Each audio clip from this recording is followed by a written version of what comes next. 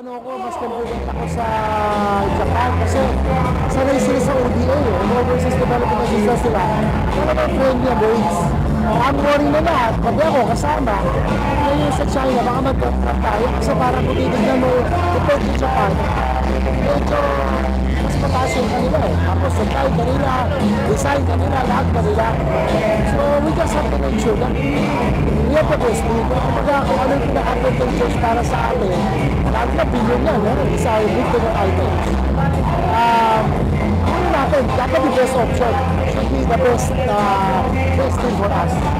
Ako, mas, hindi ko kasi ang Japan, OD nila, sinili friendly, talagang sinili mental. Diba? And China, baka, sorry, pero baka mas ang business sila business first before assistance. So, hindi naman natin. We just have to wait.